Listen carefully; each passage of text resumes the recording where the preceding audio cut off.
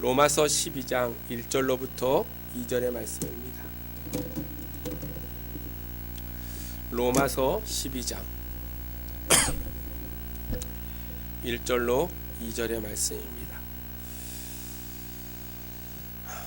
찾으신 줄 알고 우리 한 목소리로 같이 말씀을 봉독합니다. 다 찾으셨습니까? 아멘. 같이 읽습니다. 그러므로 형제들아, 내가 하나님의 모든 자비하심으로 너희를 권하노니 너희 몸을 하나님이 기뻐하시는 거룩한 산 제물로 드리라. 이는 너희가 드릴 영적 예배니라. 너희는 이 세대를 본받지 말고 오직 마음을 새롭게 함으로 변화를 받아 하나님의 선하시고 기뻐하시고 온전하신 뜻이 무엇인지 분별하도록 하라. 아멘. 오늘 로마서 강의 24번째 시간입니다. 오늘 우리가 함께 읽는 로마서 12장 1절로부터 2절의 말씀은 아마 평생 동안 한 20번도 더 많이 들었던 그런 설교의 내용일 거예요. 그렇죠? 로마서가 총 몇 장으로 돼 있죠? 16장으로 돼 있는데 1장부터 11장까지는 교리적인 얘기를 하고 있고 12장부터 16장까지는 실천적인 문, 우리가 어떻게 살아가야 될 것인가. 사도 바울이 로마서를 기록하면서 아주 교리적으로 정확하게 구원받는 것이 무엇이고 어떻게 사는 것이 하나님의 뜻인가에 대해서 아주 세밀하게 이야기했다면 12장부터 16장까지 그러면 어떻게 살아야 될 것인가를 아주 구체적으로 오늘 이야기하고 있어요. 1절로 2절의 말씀은 설교하지 않아도요, 이 말씀을 읽으면 다 아는 내용이에요. 그렇죠? 다 아는 내용이잖아요. 너희를 권하노니 너희 몸을 하나님이 기뻐하시는 거룩한 산 제물로 드리라. 너희가 드릴 영적 예배니라. 영적 예배의 모습이 우리를 거룩한 산 제물로 드리는 거예요. 너희는 이 세대를 본받지 말고 오직 마음을 새롭게 함으로 변화를 받아 하나님의 선하시고 기뻐하시고 온전하신 뜻이 무엇인지를 분별하도록 하라. 하라고 명령하는 거예요. 그렇죠? 이렇게 하라. 그냥 믿지 말고 뭐가 선하고 뭐가 기뻐하고 뭐가 온전하신 뜻인지를 날마다 생각해보고 날마다 고민해보고 베레아 성도들 같이 말씀이 그러한가 적용해보고 그렇게 살아가는 것이 온전한 그리스도인의 삶이다라고 오늘 이야기하고 있어요. 아마 바울은 교리적인 이야기를 하다 보니까 성도들이 이 이야기를 잘 알아듣지를 못해요. 너무나 어렵고 지금 우리가 로마서 강의 책이 엄청나게 많은데 어떤 것들은 뭐 한 300페이지, 400페이지 되는 것도 있고 더 많은 것도 많고. 왜? 교리를 우리가 해석한다는 게 결코 쉽지가 않아요. 근데 그래서 로마서를 기록했던 이 바울이 이 로마서 12장을 시작하면서 실천적인 부분의 첫 부분이 뭐냐면, 그러므로 형제들아, 내가 하나님의 모든 자비하심을 너희를 권하노니 너희가 몸을 하나님 기뻐하시는 산 제물로 드리라. 너희 드릴 영적 예배니라 라는 문장으로 예배에 대한 권면으로부터 우리가 어떻게 살 것인가를 이야기해주고 있다는 거예요. 성도들의 삶의 첫 번째 시발점은요, 예배예요. 예배. 우리가 주일날 예배를 1시간 드리잖아요. 그렇죠? 그리고 헤어지면 삶의 예배를 드리는 거예요. 말씀을 들었으면요, 그 말씀을 듣고 우리가 일주일 동안 그 말씀대로 살아보려고 노력하는 거예요. 목회자가 설교해도요, 목회자도 늘 그렇게 살아보려고 노력을 해요. 그렇게 살아가려고 노력. 저나 여러분이나 동일하게 그런 노력 속에 우리는 살아가야 된다는 거예요. 그래서 사도 바울은 그리스도 예수 안에서 주어진 복음의 핵심의 진리와 우리를 구원하시는 그 계획을 실천해가는 그 과정 속에서 어떻게 해야 되는지를 아주 자세하게 가르쳐 준 사람이 바로 바울이라는 거예요. 구원에 대한 신학적인 문제로 끝난 것이 아니라 구체적으로 이렇게 하라고 실천적인 면도 이야기했다는 거예요. 우리가 아는 게 중요한 것이 아니고요, 실천하는 게 중요한 거예요. 바울이 그거를 알고 있었어요. 성도들이 많이 알고 기독교적인 지식을 많이 알고 있는 게 중요한 게 아니라 조금을 알고 있어도 그 진리 가운데 행하는 것이 진정한 믿음의 성도의 모습이라는 거예요. 그는 하나님의 신비 앞에서 하나님의 말로 다할 수 없는 그 사랑과 그 지혜를 깨닫게 되어졌어요. 그래서 그가 자신이 믿고 모든 믿는 자들이 구원의 확신을 깨닫는 그 순간에 그 신비를 이해하게 되어지고 설명하려는 노력이 더 이상 필요치 않냐고 그대로 살아가는, 그래서 하나님을 경배하며 찬양하는 삶을 사는 것이 온전한 그리스도인의 모습이라는 거예요. 예배는 하나님 앞에 경배와 찬양을 드리는 거예요. 또 하나님 말씀을 듣는 거예요. 주의 말씀을 들을 때 우리는 절대적으로 순종의 삶을 살아가야 돼요. 오늘 1절로 2절의 말씀이 그 이야기를 하고 있는 거예요. 내가 말씀을 들었으면 그 말씀대로 내가 실천하고 살아가는 그러한 삶을 살아가는 거예요. 하나님과 그가 하시는 일은 우리가 지적으로 탐구하는 대상이 아니에요. 하나님이 하시는 그 일들을요, 날마다 지식적으로 파고 그런 것이 아니라 하나님과 그 하시는 그 모든 일들은요, 우리가 다만 찬양과 경배를 드리는 그러한 대상임을 우리가 깨달아야 된다는 거예요. 하나님을 우리 지식으로 알 수 있을까요? 알 수 없어요. 하나님이 하시는 일들을 우리가 지식으로 알 수 있을까요? 알 수 없어요. 가끔은요, 세상에 돌아가는 일들을 보면 왜 세상이 저렇게 돌아갈까? 내 마음은 저렇게 안 돌아가는 게 훨씬 좋을 것 같은데 그렇지 않게 세상에 돌아가는 모습들을 바라봐요. 가끔은 어떤 분들은 하나님을 원망하기도 해요. 그러나 하나님을요, 탐구의 대상이 아니고, 하나님이 하시는 일이 탐구의 대상이 아니고 오직 경배와 찬양을 드리시는 거예요. 왜? 하나님은 우리의 생각과는 전혀 다르기 때문에. 하나님은 우리의 생각과 틀릴 뿐만 아니라 하나님이 하시는 그 모든 일이 우리의 머리로서는 도저히 상상할 수 없는 그런 일들을 행하고 계신다는 거예요. 그래서 우리는 가끔 문제 앞에서 하나님만을 바라보면 그 앞에 경배하며 찬양하는 그러한 삶을 살아가야 된다는 거예요. 그래서 오늘 본문의 직전에 말씀을 보니까 로마서의 신약적 교리적인 부분의 마지막을 뭐라고 마치고 있냐면 우리 11장 33절로 36절의 말씀을 같이 읽습니다. 바울이 교리적인 신학적인 부분의 마지막을 뭐라고 마침하고 있는가 찾으셨습니까? 네, 같이 읽습니다. 시작. 깊도다 하나님의 지혜와 지식의 풍성함이요 그의 판단은 헤아리지 못할 것이며 그의 길은 찾지 못할 것이로다. 누가 주의 마음을 알았느냐? 누가 그의 모사가 되었느냐? 누가 주께 먼저 드려서 갚으심을 받겠느냐? 이는 만물이 주에게서 나오고 주로 말미암고 주에게로 돌아감이라. 그에게 영광이 세세 있을지어다. 아멘. 로마서에 있는 신자들에게 쓴 편지의 앞부분은요, 찬양과 경배로 끝맺지만은 사도 바울이 마지막 부분을 쓰면서 예배에 대한 권면으로 12장을 시작하고 있다는 거예요. 왜? 만물이 주께서부터 나오고 주로 말미암고 주께로 돌아감이라. 그에게 영광이 세세에 있을지로다 라고 마침을 하면서 그런 주님을 향해서, 그러한 하나님을 향해서 우리가 영적인 예배를 드려야 된다라고 했어요. 그러므로 형제들아, 내 하나님의 모든 자비하심으로 너희를 권하노니 너희 몸을 하나님이 기뻐하시는 거룩한 산제물로 드리라. 이는 너희가 드릴 영적인 예배니라. 여러분, 바울이 먼저 뭐라고 했냐면 내가 하나님의 모든 자비하심으로 너희를 권한다는 거예요.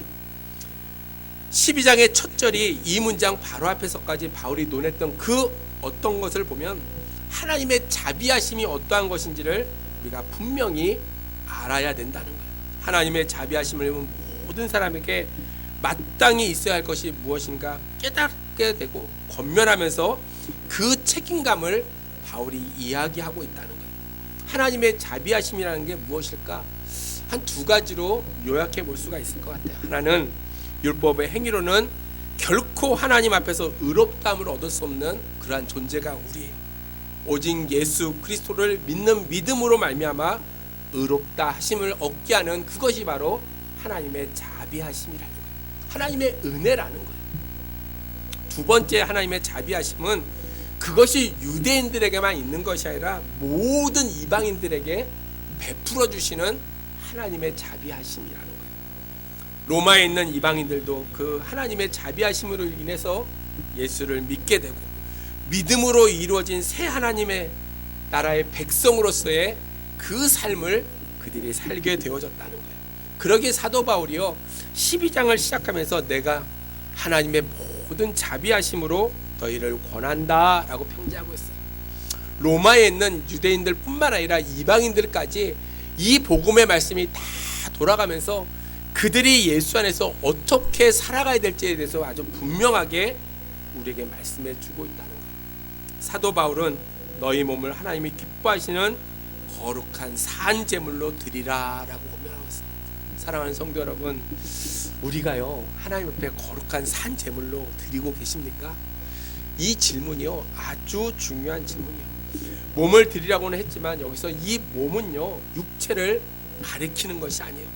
전 인격적인 우리의 삶의 모든 것, 나의 존재, 내 삶의 모든 것을 거룩한 산 제사 제물로 드리라는 거예요. 하나님이 기뻐하시는 내 육신뿐만이 아니라 내 인격, 내 존재, 내가 갖고 있는 그 모든 것을 통해서 하나님을 기쁘시게 하는 거룩한 산 제물로 드리라는 거예요. 너희 자신을 드리라는 말이에요. 예수를 믿으면 여러분의 삶의 우선순위가 예배가 되어져야 돼요.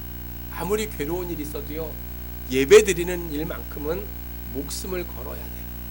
그것이 믿음을 갖고 살아가는 삶의 모습이라는 거예요. 예배가 우리 삶의 모든 것을 통해서 하나님을 만나는 삶의 접촉점이 되어져야 된다는 거예요. 오늘 본문에서 이야기하는 것처럼 너희 몸을 하나님이 기뻐하시는 거룩한 산 제물로 드리라 라고 명령하고 있어요. 우리의 삶의 일부가 아니라고 전부를 다 드리라는 말이에요. 우리의 소유의 일부가 아니고 전부를 다 드리라는 말이에요. 우리의 관심의 일부를 하나님께 드리고 나머지를 내 마음대로 쓰는 것이 아니라 우리의 삶의 모든 관심이 하나님께 집중되어져 있어야 돼요. 우리 힘의 전부를 하나님께 드려야 돼요. 우리 자신을 온전히 하나님께 바쳐야 된다는 거예요. 여러분 그렇게 사시기를 원합니다. 내 삶의 일부만을 하나님께 드리는 게 아니라 내 삶의 전부를 하나님께 드려야 돼요. 내 소유의 일부를 하나님께 드리는 게 아니라 내 소유의 전부를 드리는 거예요. 하나님 교회에다 다 갖다 바치 그런 뜻이 아니고요. 내 시간, 내 생각, 내 모든 것을 내가 갖고 있는 그걸 하나님 앞에 아낌없이 내어드릴 수 있어요. 그것이 믿음을 갖고 살아가는 성도의 모습이라는 거예요. 왜냐하면 하나님의 자비하심은 우리 삶의 한 부분만 관련되어 있는 것이 아니라는 거예요. 우리의 삶의 전체를, 우리의 생명을 영원히 구원하시는 그 하나님의 자비하심이 있었기에 우리의 삶의 전부를 하나님께 드려야 된다는 거예요. 너희 몸을 산 제물로 드리라라고 했어요. 사도 바울은 한 사람의 유대인으로 그들이 하나님께 드리는 제사가 어떤 건지를 너무나 잘 알고 있었어요. 여러분. 제사 드릴 때요 죽은 짐승 잡아다가 드리지 않아요. 그렇죠? 살아있는 짐승을 잡아서 드려요. 옛날에 인신 제사라는 게 있어요. 사람을 바치는 제사라는 게 있어요. 그것도 살아있는 사람을 갖다가 산채로 드려요. 산 짐승, 깨끗한 짐승, 특별히 하나님이 받으신 흠없는 짐승들 말없이 그것들을 하나님께서 받으신다는 거예요. 우리가 우리의 몸을 제물로 드린다는 것은요 쉽고 기분 좋고 편안하게 이루어지는 것이 아니라 희생이나 헌신이 반드시 함께 해야 된다는 거예요. 예수를 믿으면요 포기해야 될 것이 너무나 많아요. 예수를 믿으면 희생해야 될 것이 너무나 많아요. 예수를 믿으면 우리 삶에요 어떤 일들이 많이 생기는지 몰라요. 그럼에도 불구하고 말없이 불평 없이 기꺼이 드려야 된다는 거예요. 바울의 말처럼 너희 몸을 거룩한 산 제물로 드리라. 제물로 바쳐진 짐승은 물론 산 짐승이었어요. 죽은 짐승을 제물로 바치는 일은 없다는 거예요. 우리도 살아있을 때 우리 마음대로 살다가 죽어서 하나님께 바칠 수 있는 그런 것이 아니고요. 우리가 살아있을 때 하나님께 바쳐져야 돼요. 제가 목회를 시작하기 전에 그런 생각을 했어요. 언젠가는 목회를 해야 되겠다라는 생각이 있어서 60이 넘고 한 60쯤 되면 그때 세상 일 열심히 하다가 그때 목회를 해야지 라는 생각했어요. 그때쯤은 좀 편안해질 것 같아서. 근데 어느 날 콜링이 오는데 그런 마음이 드는 거예요. 저는 하나의 음성이 들린 게 아니라 기도 가운데 마음속에 이런 마음, 다 늙어서 목회하면 뭐 할래? 라는 마음이 드는 거예요. 그래서 이제 목회를 시작했는데 여러분 우리가요 죽어서 하나님께 드리는 게 아니고요 우리가 살아있을 때 하나님 앞에 충성을 다해야 돼요. 충성을 다해야 돼요. 내가 언제 죽을지 몰라요. 그렇죠? 오늘 누구 얘기 들어보니까 40 몇 살 먹으신 분이 어제까지 얼굴 같이 보다가 오늘 아침에 죽었다고 부고가 떴대요. 75년생이니까 몇 살이 48 정도 됐겠죠. 세상살이가 그런 거예요. 우리가 살아있을 때요, 하나님 앞에 열심을 다해야 돼요.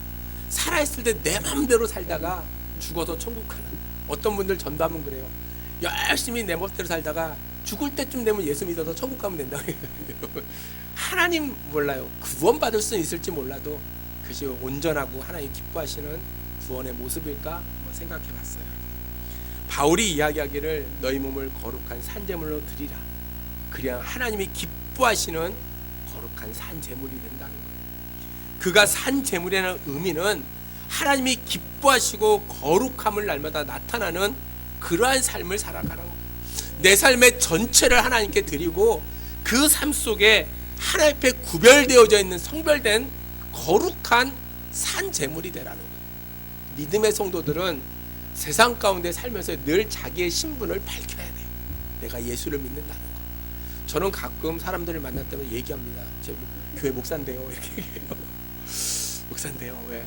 그러면 싫어하는 분도 있어요. 그리고 또 그런 걸 별로 뭐 그러는데 저는 밝혀야 된다고 생각해요. 왜? 내가 밝히는 순간 내 삶의 정돈이 되어져요.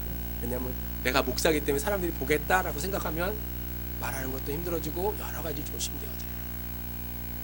우리는 오직 하나님께 바쳐진 마음이 갈라지지 않은 거룩한 산제물이 되어져야 돼요. 우리가 우리 몸을 거룩한 산제물로 드린다는 것은 오직 하나님만이 내 삶의 주인이 되어진다는 거예요. 하나님께 모든 권리를 다 포기하고 하나님의 그 나라와 그 의를 위해서 날마다 살겠다라고 결단하며 살아가는 것이 바로 우리의 몸을 산제물로 드리는 거예요. 세상의 부귀, 세상의 명예 이런 것에 우리의 눈과 마음을 빼앗겨 가지고는 결코 하나님 앞에 드려지는 산제물의 삶을 우리는 살아갈 수가 없어요. 바울은 로마에 있는 그리스도인들에게 그와 같은 뜻으로 너희 몸을 하나님이 기뻐하시는 거룩한 산제물로 드리라 라고 이야기한 후에 뭐라고 얘기했냐면 이는 너희가 드릴 영적인 예배니라. 아멘이십니까? 거룩한 산제물로 드리는 그것이 바로 영적인 예배라는 거예요. 영적인 예배. 그냥 내 멋대로 살면서 예수 믿는 것, 그것이 영적인 예배가 아니라 하나님이 기뻐하시는 거룩한 산제물로 살아가는 그 삶의 모습이 있을 때 그것이야말로 영적인 예배의 모습이라는 거예요. 여러분, 우리에게 주어진 일, 그 일에 우리는 열심을 다해야 돼요. 하나님을 기쁘시게 하는 일이라면 그 일을 내 삶의 영적인 예배 같은 모습으로 우리는 살아가야 된다는 거예요. 바울이 여기서 얘기한 예배라는 것이요, 주일날 한번 교회에 모여서 기도하고 찬송하고 설교 듣고 헌금하고 돌아가는 게 결코 예배가 아니에요. 우리의 삶이 온전히 하나님과 함께하지 않는 그 예배는 참된 예배라고 우리는 할 수가 없어요. 예배 시간 1시간 동안에 하나님께 집중해서 말씀을 들어야 되고요, 그 말씀 속에 내가 뭐라도 하나 붙잡고 내 삶에 적용하려고 몸부림치는 것, 그것이 참된 예배자의 모습이라는 거예요. 우리의 삶의 전체가 하나님께서 기뻐하시도록 하나님께 온전히 드려지는 예배를 드려야 된다는 거예요. 왜? 하나님이 우리에게 자비를 베풀어 주셨기 때문에. 나 같은 죄인을 구원하시고 나 같은 죄인을 이렇게 귀하게 직분을 주시고 하나님의 교회를 섬길 수 있는 은혜를 주신 것을 생각하면서 그 자비하심을 날마다 기억하며 거기에 합당한 영적인 예배를 우리가 드려야 된다는 거예요. 영적이라는 말을 원어적으로 해석하면요, 합당하다, 참되고 사리에 맞다, 구속받은 피조물이 드려야 될 마땅한 예배의 모습이다 라고 해석되어져요. 여러분, 영적인 예배는요, 우리의 삶이 하나님이 기뻐하시는 삶이 되어지고 온전히 그의 뜻에 합당한 삶을 사는 이들이 드리는 그러한 예배가 바로 영적인 예배예요. 세상에서 마음대로 살다가 주일날 한 번 와서 예배 드리는 것이 영적인 예배가 아니고요, 일주일 내내 말씀을 붙잡고 날마다 신음하고 고민하고 그 말씀대로 살아보려고 노력하다가 그것에 감사해서 와서 드려지는 예배가 영적인 예배라는 거예요.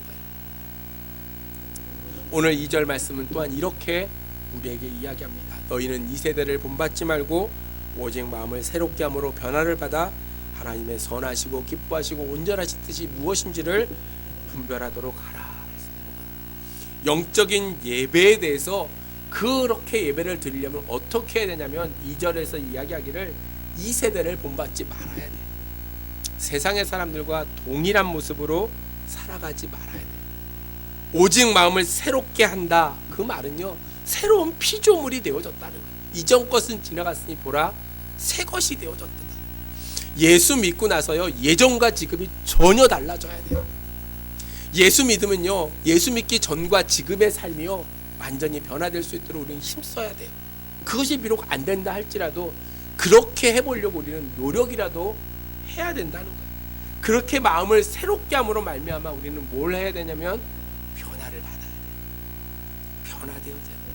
하나님의 선하시고 온전하시고 기뻐하시고 온전한 뜻이 무엇인지를 분별하는 그러한 삶을 살아야 된다. 우리가 변화하지 않고서는 하나님의 선하시고 기뻐하시고 온전하신 뜻이 무엇인지를 분별할 수 없어요. 우리가 변화하기 위해서는요, 오직 마음을 새롭게 해야 돼요.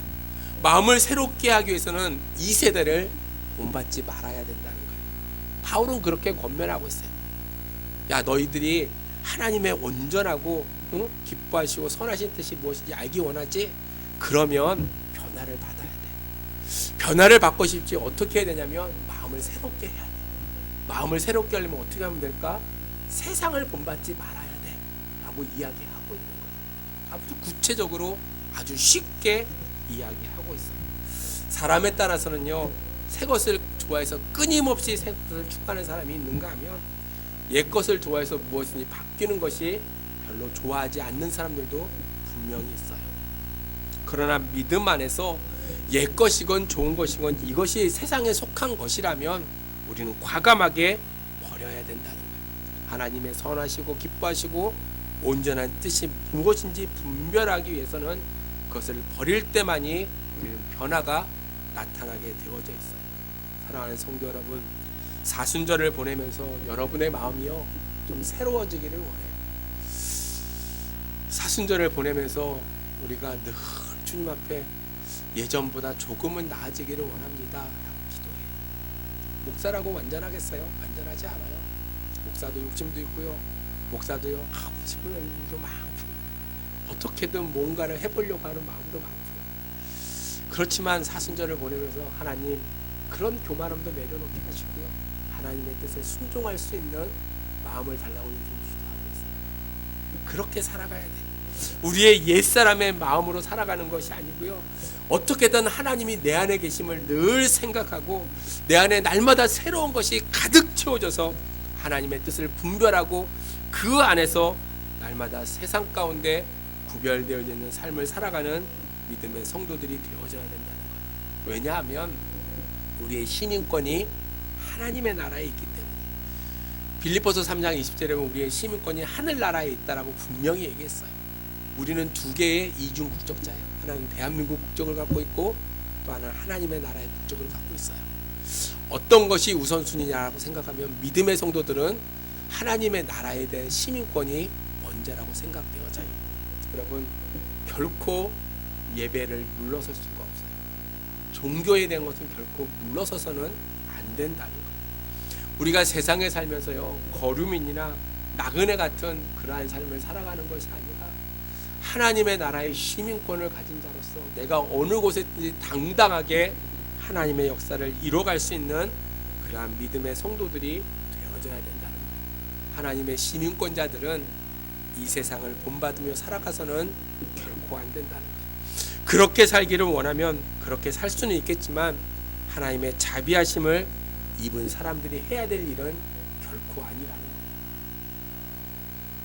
교회를 다니는 사람들 중에 우리 교회는 그런 사람이 없지만 큰 교회 가면 사업 좀 도움을 받으려고 오는 사람도 있어요. 어떻게든 장사 좀 해보려고, 어떻게든 인맥을 많이 쌓아보려고. 저기 강남에 있는 대형 교회들은 그곳에 가야지만이 정계 나갈 수 있는 일들이 많이 생긴대요. 그것이 과연 올바른 일일까? 선거철만 되면 뭐 우리 교회는 안 오지만 큰 교회들은 와서 인사합니다. 다 투표 좀 잘해달라고. 그게 과연 예수를 믿는다고?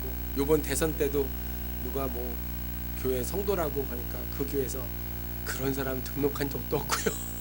그랬던 적이 있어요. 우리는요 세상 사람들과 구별되어져 있어요.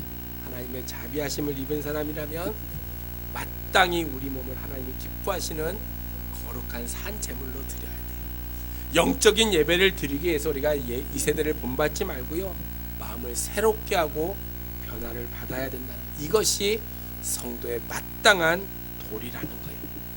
우리가 이 세대가 아니라 하나님께로 우리의 마음을 향하고 이 세상이 아니라 하나님의 나라로 우리의 눈을 돌리고 사람들의 생각이 아니라 하나님의 말씀에 우리가 귀 기울이면 하나님께서 우리에게 새 마음을 주신다는 거예요.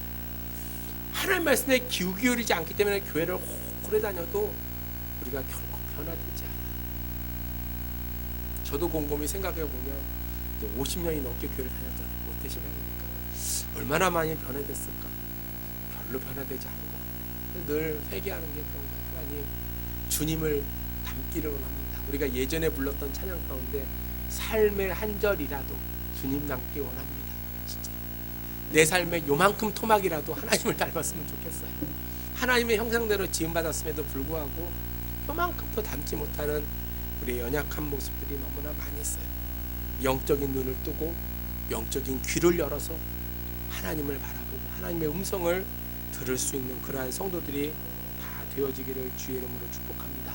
사랑하는 성도 여러분, 하나님께서 우리에게 베푸신 모든 자비하심에 대한 우리의 응답이 바로 영적인 예배예요. 영적인 예배. 단순히 예배당에 모여서 예배드리는 것이 아니고요, 하나님이 기뻐하시는 우리의 삶의 모습을 가지고 하나님 앞에 예배를 드려야 돼요. 하나님, 주일날 우리가 교회 올 때는요, 일주일 동안 내가 세상의 삶 속에 그리스찬으로 이렇게 살았다는 것을 가지고 주의 앞에 예배드리면서 하나님, 제가 이렇게 살았어요 라고 보여드리는 것이 영적인 예배의 모습이에요. 아무 생각 없이 일주일 살다가 주일날 교회 안 오면 뭔가 좀 이상하니까 꼭 교회 와서 예배드린다고 한 시간 앉았다 가는 것, 참 그런 문제들이 결국 한국교회가 이렇게 힘이 연약해졌어요. 코로나가 생기면서요, 교인들이 절반 이상 줄어들었어요. 우리 교회는 별로 어르신들이 많다면 그렇지 않지만 큰 교회들은 중고등부, 청년대학교들이 다 무너져버리고 교회마다 아주 심각한 상황에 놓였어요. 근데 중요한 것은 그들이 다시 돌아오지 않는다는 거예요. 왜 돌아오지 않는가 생각해 보면 그들의 예배의 모습이 그랬다는 거예요. 그냥 습관적으로 친구 만나러 와서 예배드리고요, 그냥 앉아있다 가는 거예요. 일주일 내내 고민하면서 말씀대로 살려고 몸부림치다가 하나님 앞에 이렇게 살았어요. 자랑스럽게 와서 예배드리면서 하나님의 은혜를 느끼고 살았다라면 아무리 코로나가 심해져도요, 그들이 그렇게 쉽게 교회를 떠나는 일은 결코 있지 않았을 거예요. 사랑하는 성도 여러분, 오늘 바울이 이야기하는 1절과 2절의 이 말씀을 우린 깊이 묵상해야 돼요. 하나님이 기뻐하시는 거룩한 산제물로 드리라. 이는 너희가 드릴 영적인 예배니라. 이 세대를 본받지 말고 오직 마음을 새롭게 함으로 변화를 받아 하나님의 선하시고 기뻐하시고 온전하시니 무엇인지를 분별하도록 하라라는 이 말씀처럼 우리가 늘 그리스도 안에서 삶도 중요하지만 예배 또한도 중요하다는 거예요. 하나님을 기쁘시게 하는 삶을 산다고 하면서 예배를 드리지 않는 것이 결코 있을 수가 없다는 거예요. 예배 드리기를 소홀히 하는 것은 결코 하나님께서 기뻐하지 않는다는 거예요.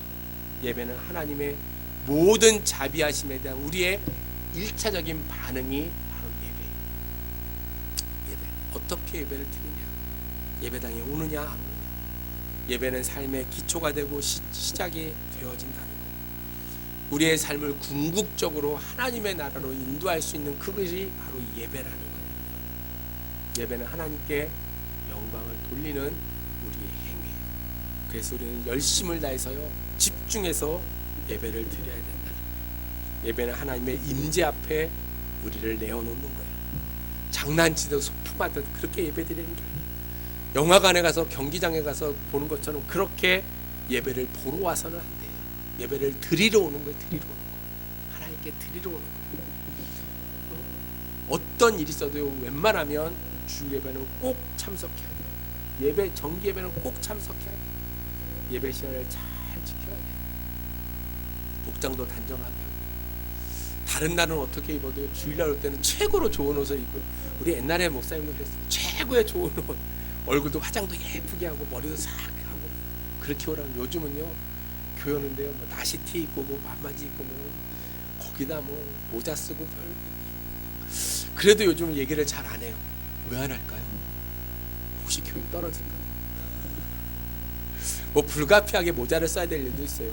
나이 드시니까 뭐 머리가 저것 때문에 쓰시는 그런 걸 뭐 어쩔 수 없지만, 운동모자 쓰고 가서 예배 드리는 사람이 없나. 뭐 아무튼 예배가, 그리고 예배가요 축도가 끝나고 모든 게 다 끝나고 목회자가 나간 다음에 교인들이 일어나야 되는데, 어느 교회 가면 축도합시다 그러면 다 나가요.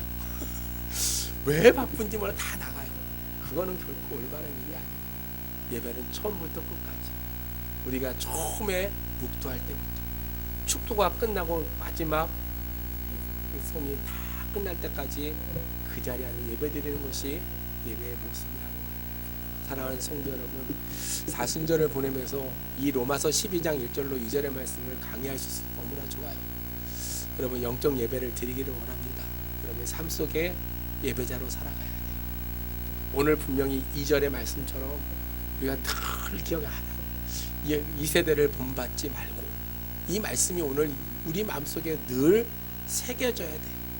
너희가 변화를 받고 마음을 새롭게 해서, 마음을 새롭게 하고 변화를 받아 하나님의 선하시고 기뻐하시고 온전한 뜻이 무엇인지를 분별하도록 하라 라고 명령하신 것처럼, 너희 드릴 영적 예배니라 라고 이야기한 것처럼, 하나님을 기쁘시게 하는 산제물로 드리라, 거룩한 산제물로 드리라 라고 말씀하신 것처럼, 하나님의 그 명령의 말씀을 준행하면서 사순절 기간 동안에 나 같은 죄인을 구원하려 이 땅에 오신 하나님의 그 은혜를 다시 한번 생각하고, 예수 그리스도의 그 사랑 가운데 우리의 삶을 드리고, 여러분의 예배가 새롭게 회복되어지고 여러분의 삶이 그리스도 안에서 새로워질 수 있는 그러한 여러분의 모습들이 나타나기를 주의 이름으로 축복합니다.